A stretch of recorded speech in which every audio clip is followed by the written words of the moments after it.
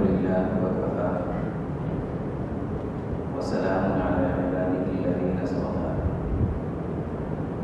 أما بعد فأعوذ بالله من الشيطان الرجيم بسم الله الرحمن الرحيم قال الله سبحانه وتعالى إن الذين آمنوا وعملوا الصالحات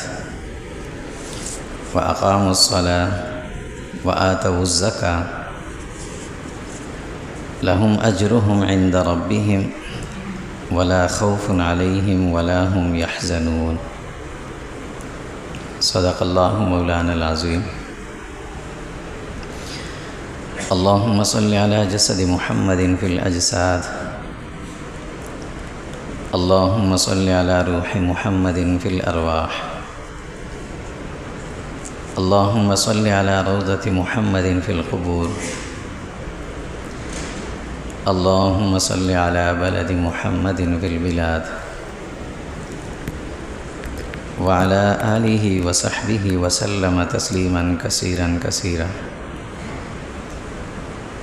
اللهم انفعنا بما علمتنا وعلمنا ما ينفعنا وزدنا علما سبحانك لا علم لنا إلا ما علمتنا إنك أنت العليم الحكيم اللهم رب اشرح لي صدري ويسر لي أمري واحلل عقدة من لساني يفقهوا قولي ان الذين آمنوا بے شک وہ لوگ جو ایمان لائے وعملوا الصالحات اور اچھے کام کرتے رہے ان اچھے کاموں میں سے سب سے پہلے وأقاموا الصلاة نماز کی پابندی کرتے رہے وآتوا الزکاة اور زکوٰۃ بھی دیتے رہے لہم اجرہم عند ربہم ان کے لیے ان کا بدلہ ہے ان کے رب کے پاس ولا خوف علیہم ولا هم یحزنون محشر میں نہ ان پر آنے والی کسی تکلیف کا غم ہوگا ڈر ہوگا اور نہ اپنے سابقہ وقت جو گزار کر دنیا سے گیا اس پر پریشانی اور غمگینی ہوگی عام طور پر ہم یہ سمجھتے ہیں اور تصور بھی یہی ہے کہ جب بندہ مسلمان ہو جائے تو سب سے پہلا کام اس نے نماز پڑھنی بات یہ صحیح ہے سب سے پہلا حکم نماز کا ہی ہے نماز کے بعد دوسرا حکم کون سا ہے شریعت کا جو مسلمان کی طرف لاگو ہوتا ہے تو عام تصور ہے روزے کا کہ شاید نماز کے بعد سب سے بڑا حکم روزے کا ہے حالانکہ ایسا نہیں ہے نماز کے بعد جو دوسرا سب سے اہم فریضہ اور رکن ہے وہ ہے زکوٰۃ پہلے نمبر پر نماز ہے دوسرے نمبر پر زکوٰۃ ہے تیسرے نمبر پر رمضان کے روزے ہیں چوتھے نمبر پر حج ہے اور اسی ترتیب پر اللہ رب العزت محشر میں جو حساب ہوگا وہ بھی اسی ترتیب پر فرمائیں گے پہلے نماز کا حساب ہوگا اس کے بعد زکوٰۃ کا حساب ہوگا پھر رمضان کے روزوں کا اور پھر اس کے بعد حج کے متعلق سوال ہوگا تو نماز کے بعد جو سب سے اہم فریضہ ہے وہ فریضہ زکوٰۃ ہے اس بات پر تو اللہ کا شکر ہے کہ ہمیں نماز کے مسائل الحمدللہ سارے پتہ ہوتے ہیں پوچھ بھی لیتے ہیں دیکھ بھی لیتے ہیں سننے میں بھی آ جاتے ہیں تو الحمدللہ نمازیں صحیح ہو جاتی ہیں لیکن زکوٰۃ کا معاملہ جب آتا ہے تو بہت سے مسائل کا ہمیں پتہ ہی نہیں ہوتا اور نتیجتاً یہ ہوتا ہے کہ بعض اوقات ہم اپنی زکوٰۃ صحیح طرح سے ادا نہیں کر پاتے ہر آدمی یہ کوشش کرتا ہے کہ میری زکوٰۃ صحیح سے ادا ہو صحیح جگہ پہنچے پوری مقدار میں ادا ہو یہ تو ہر آدمی کی کوشش ہوتی ہے لیکن بعض دفعہ ایسا ہوتا ہے کہ اپنی حساب صحیح سے کر نہیں پاتا بعض اوقات ایسا ہوتا ہے کہ زکوٰۃ کی جو رقم ہے وہ صحیح جگہ پہنچ نہیں پاتی کبھی ایسا ہوتا ہے کہ ہم نے زکوٰۃ کی رقم دے دی ہم سمجھے ادا ہوگی وہ ادا کسی اور وجہ سے نہیں ہوئی یوں وہ زکوٰۃ ذمے میں باقی رہ جاتی ہے نماز میں تو یہ تصور ہے کہ آدمی مسئلہ پوچھتا ہے یار میرا نماز میں یہ مسئلہ ہو گیا تھا کیا کروں تو اگر سمجھنے والا بتا دے کہ بھئی یہ نماز نہیں ہوئی تو کہتے ہیں دہرا لو تو آدمی دہرا لیتا ہے لیکن زکوٰۃ میں عموماً یہ چیز نہیں ہوتی. اور جس طرح نماز دہرانا لازمی ہے، اسی طرح زکوٰۃ کا دہرانا بھی لازمی ہے، ادا کرنا لازمی ہے. اگر غلطی سے ادا نہیں ہوئی تو اسی لیے ہمیں رمضان نمازوں کے ساتھ ساتھ زکوٰۃ کے مسائل کا بھی پوری طرح علم ہونا چاہیے، معلومات ہونی چاہیے. کم از کم اتنا علم ہمیں ہو کہ مجھ پر زکوٰۃ کتنی بنتی ہے اور کس طرح سے زکوٰۃ کا حساب کر کے نکالا جاتا ہے، کس کس چیز پر زکوٰۃ آتی ہے اور کس تک زکوٰۃ پہنچانی ہے. یہ ساری چیز ہمیں یاد ہونی چاہیے. اس میں کوئی عذر اللہ کے یہاں قبول نہیں ہوگا. ایک آدمی کہے کہ بھئی نماز کے مجھے مسائل نہیں پتہ تھے اس لیے میں نے نماز نہیں پڑھی یا غلط پڑھی ہے، تو اللہ کہیں گے یہ تمہارا معاملہ ہے، تمہیں سیکھنا چاہیے تھا. اسی طرح زکوٰۃ کا معاملہ ہے تو اس میں بہت حساس انسان کو رہنا چاہیے. بعض اوقات ہم بینک کے حوالے کر دیتے ہیں، اس نے کاٹی، کہاں دی، کدھر دی، کوئی پتہ نہیں. بینک میں جو زکوٰۃ کٹتی ہے نا، اس کے لیے بھی اچھی تحقیق ہونی چاہیے کہ بینک اگر زکوٰۃ کاٹ رہا ہے، اگر بینک جس کا اکاؤنٹ ہے اس نے اس کو اجازت دی، تحقیراً یا تحریراً اجازت دی کہ ہاں میری زکوٰۃ تم کاٹ لینا، تو ٹھیک ہے. اور اگر اس نے اجازت نہیں دی، اس نے خود سے کاٹ لی اور بعد میں اس کو بتایا ہم نے تمہاری زکوٰۃ کاٹ لی تھی، تو یہ زکوٰۃ ادا نہیں ہوگی، کیونکہ دیتے وقت نیت ضروری تھی، اس کو پتہ ہی نہیں تھا، ہوئی نہیں زکوٰۃ. اسی طرح بینک نے وہ زکوٰۃ کسی مصرف میں دی ہے یا کس کو دی ہے؟ اگر صحیح مصرف میں دی ہے تو ادا ہوئی ہے، صحیح مصرف میں نہیں دی تب بھی ادا نہیں ہوئی ہے. ہمیں پتہ ہی نہیں، ہم سمجھے ادا ہو گئی ہماری زکوٰۃ. اسی طرح یہ جو سب سے حساس معاملہ ہے، ایک بہت باریک سا مسئلہ ہے کہ اکاؤنٹ کے اندر جو ہمارا پیسہ پڑا ہوتا ہے، بعض اوقات یہ جو ایک تو ہوتا ہے کرنٹ اکاؤنٹ جس میں پیسے صرف پڑے رہتے ہیں، اس میں سود کی رقم نہیں آتی. اس کے علاوہ جتنے اکاؤنٹ ہوتے ہیں ان میں اضافی رقم بینک کی طرف سے سود کی آتی رہتی ہے. اس میں مثال کے طور پر میں نے رکھا ہوا ہے 1 لاکھ روپے، سال کے بعد میرے اکاؤنٹ میں پڑے ہوئے ہیں 1,10,000 روپے، اور اس سود کے پیسوں میں سے بینک نے جو ہے نا 5,000 روپے کاٹ لیے زکوٰۃ کو، کہا کہ تمہاری زکوٰۃ ہو گئی. وہ جو میں نے لاکھ رکھے ہوئے تھے وہ ویسے ہی پڑے ہوئے ہیں، تو یہ زکوٰۃ ادا نہیں ہوئی. وہ لاکھ تو ویسے ہی پڑے ہوئے ہیں، یہ تو سود کی رقم اوپر آئی تھی اور سود کی رقم میں سے گیا، تو زکوٰۃ ادا نہیں ہوئی. یہ وہ باریک باریک چیزیں ہوتی ہیں کہ جن پہ ہمیں دھیان دینے کی ضرورت ہے. زکوٰۃ کی اہمیت کا اندازہ اس سے لگائی کہ اللہ رب العزت نے قرآن مجید میں 70 جگہوں پر 70 آیات میں نماز کے ساتھ زکوٰۃ کا حکم دیا. 70 جگہ پر اقیموا الصلاۃ وآتوا الزکاۃ، اقیموا الصلاۃ وآتوا الزکاۃ. اور روزے کا حکم صرف اجمالی طور پر کہا کتب علیکم الصیام کما کتب علی الذین من قبلکم، تم پر بھی فرض، تم سے پہلے لوگوں پر بھی فرض، ختم ہوگی بات. تو زکوٰۃ کا اتنا اہم حکم ہے. حضور صلی اللہ علیہ وسلم کے دنیا سے جانے کے بعد حضرت ابوبکر رضی اللہ کا زمانہ تھا، تو کچھ لوگ زکوٰۃ کے معاملے میں صحیح مسائل، جو دیہات کے دور دراز کے رہنے والے لوگ تھے، وہ زکوٰۃ کے بارے میں یہ سمجھتے تھے کہ یہ زکوٰۃ حضور کو ہم دیتے ہیں، حضور صلی اللہ علیہ وسلم تو ان کو دیتے ہیں، چونکہ وہ عموماً لا کر وہیں جمع ہوتی تھی. ہم بھی اس چیز کو سمجھتے نہیں ہیں کہ بعض اوقات مساجد میں جو زکوٰۃ دی جاتی ہے تو یہ تحقیق ہونی چاہیے کہ مسجد میں زکوٰۃ نہیں لگتی. یاد رکھیے، مسجد کے کسی کام میں زکوٰۃ کا پیسہ نہیں لگتا. اگر کسی نے لگایا ہے تو وہ دہرانی پڑے گی اسے. مسجد میں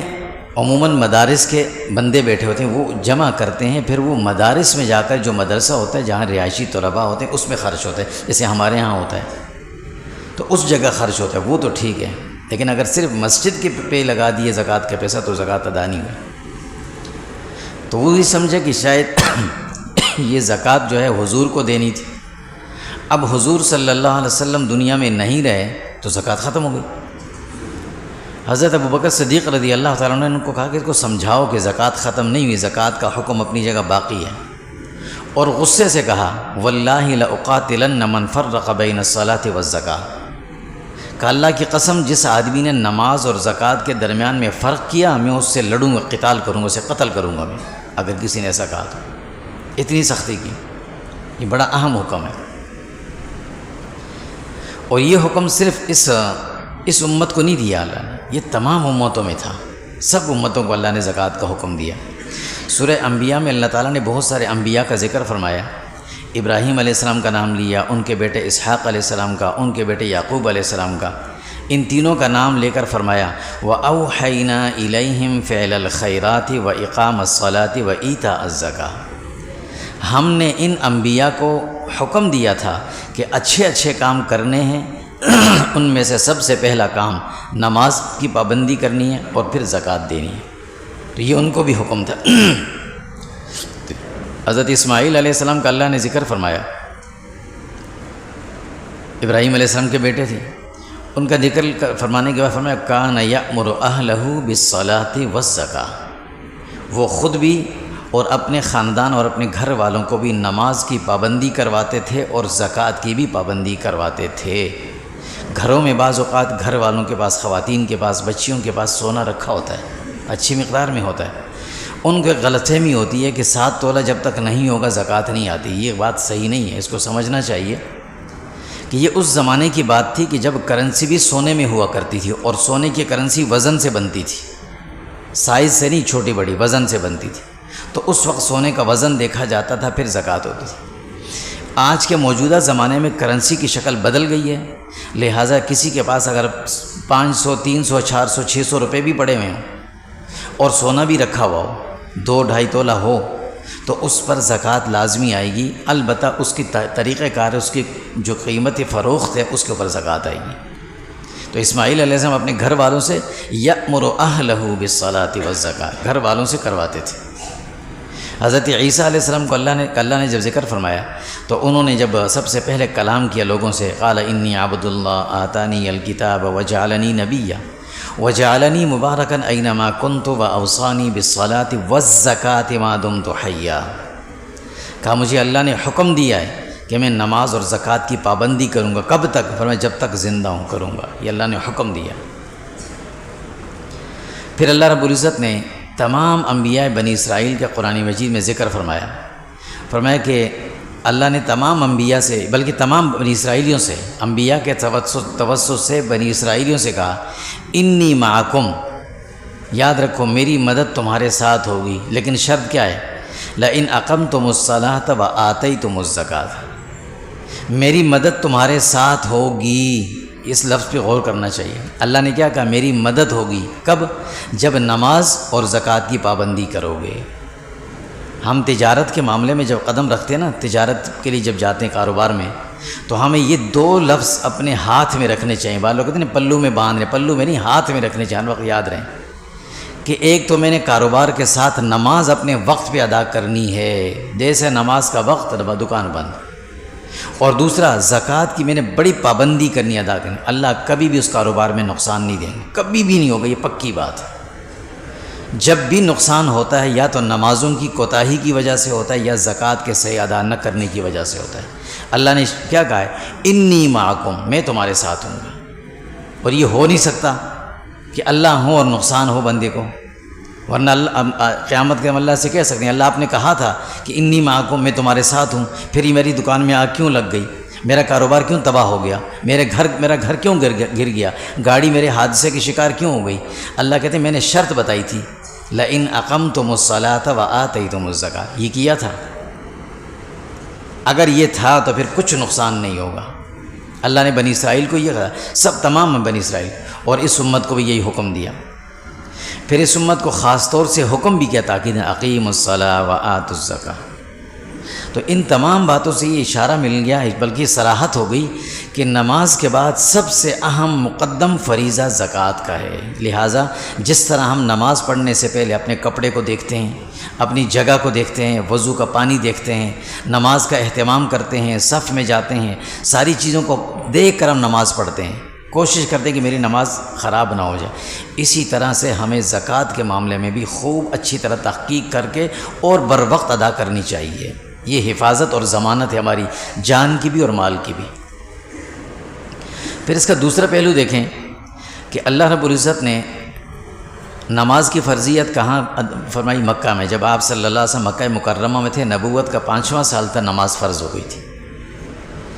اور حج روزے کی فرضیت جب آپ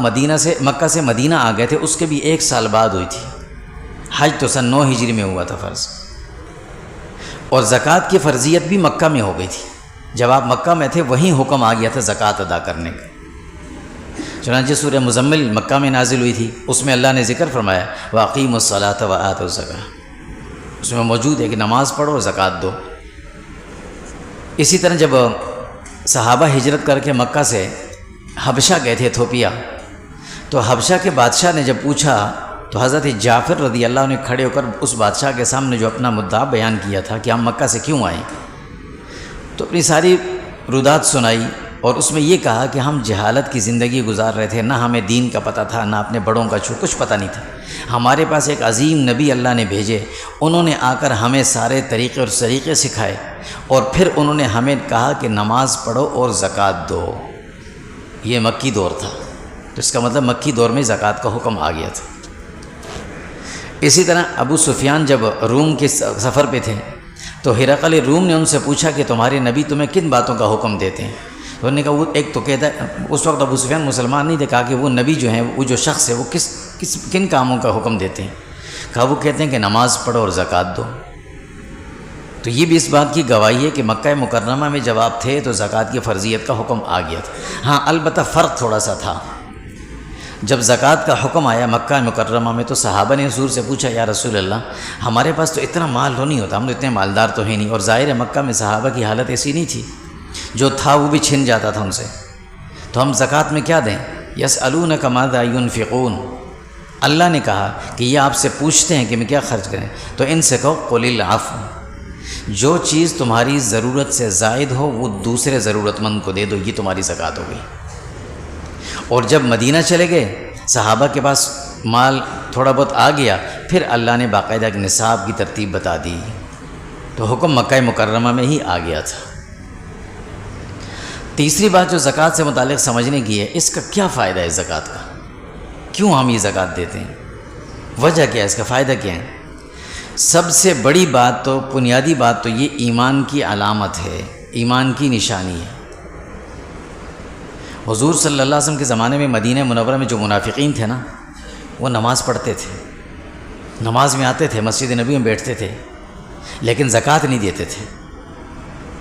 زکوٰۃ سے قرآن مجید میں اللہ نے اس کا ذکر فرمایا ہے کہ جب زکوٰۃ کا حکم آیا تو وہ کہنے لگے کیا ان اللہ فقیر، اللہ ہم سے پیسے مانگتے ہیں، ابھی ہم نہیں دیں گے، ہم کیوں دیں؟ زکوٰۃ کا انکار کیا انہوں نے، تو اللہ نے زکوٰۃ کو ایمان کی علامت بتایا، فرمایا جو زکوٰۃ دینے والے ہیں وہ مومن ہیں، اور جو زکوٰۃ سے اپنے آپ کو بچانے یا چھپانے والے ہیں وہ فرمایا اس طرف نہیں ہے۔ قرآن مجید میں اللہ فرماتے ہیں فَإِن تَابُوا، کفار کے بارے میں،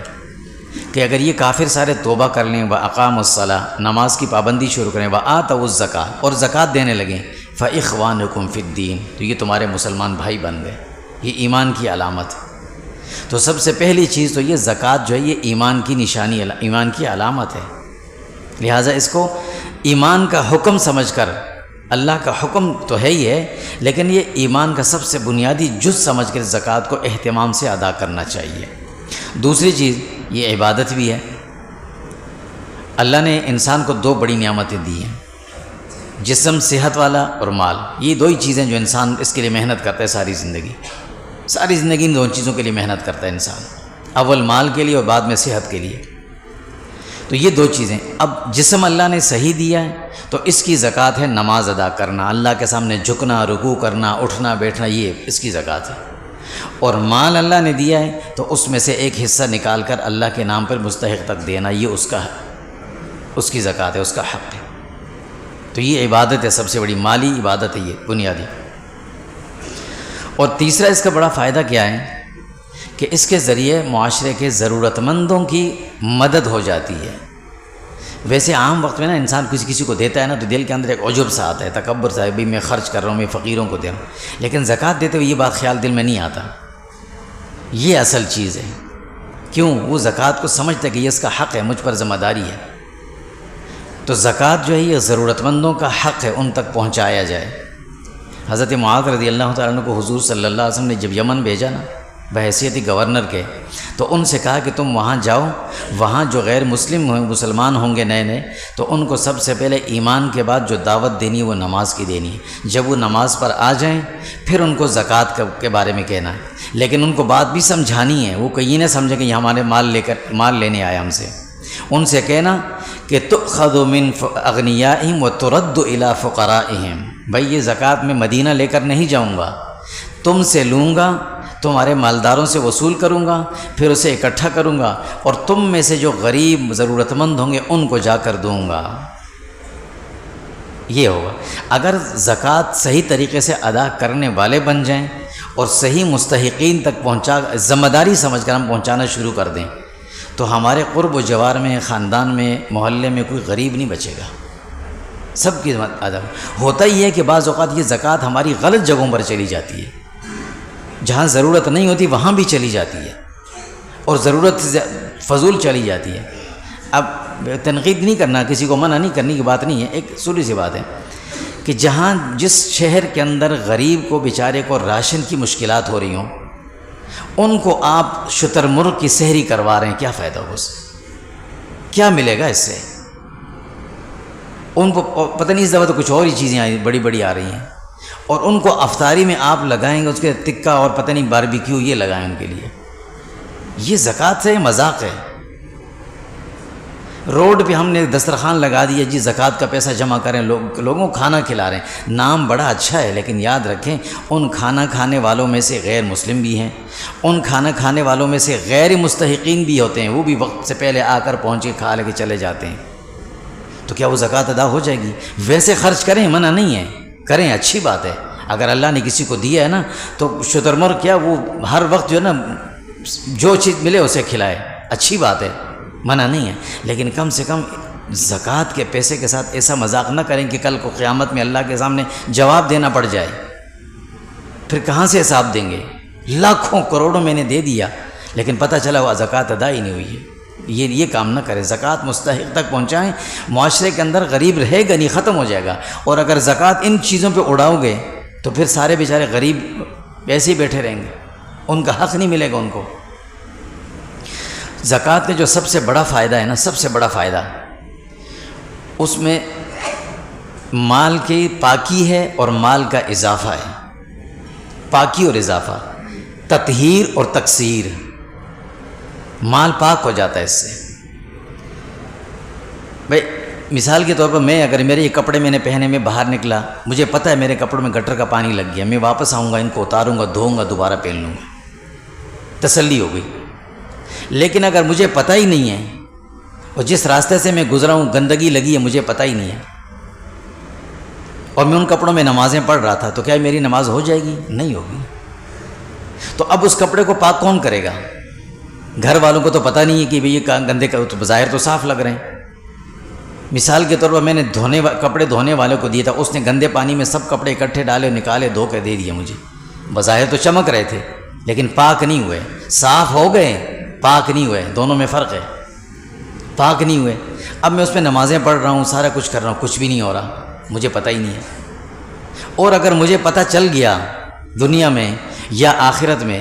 تو کتنا افسوس ہوگا کہ میں نے 200 500 روپے دے کر سوٹ دھلواتا تھا اور پتہ چلا میرے کپڑے تو پاک ہی نہیں ہوتے تھے، میری ساری نمازیں ضائع ہو گئیں، تو اس وقت افسوس کتنا ہوگا اور نقصان بھی کتنا ہوگا۔ زکوٰۃ اللہ نے اس لیے رکھی ہے کہ اب مجھے اگر پتہ چلے نا کہ میں نے یار کسی ریڑھی والے کے ساتھ زیادتی کی ہے، اس کے میں نے پھل زیادہ اٹھا لیے، پیسے کم دیے، یا میں نے فلاں بندے کے میرے پاس کوئی پیسے زیادہ آ گئے، چیز میں نے اس کو مہنگی دے دی، میرا نفس کبھی نہ کبھی مجھے لازمی ہے نا وہ کچوکے لگائے گا، مارے گا، یا تم نے غلط کیا تھا یار۔ ایک وقت آتا ہے میں کہتا ہوں یار جاؤ اس کو پیسے کسی طریقے سے پیسے پہنچا دیتا ہوں۔ لوگ پوچھتے ہیں یار فلاں بندے کے پیسے میں نے لیے تھے، جوانی میں بہت سارے انسان کر دیتے، کسی کی چیز اٹھا کے کھا لیتا ہے،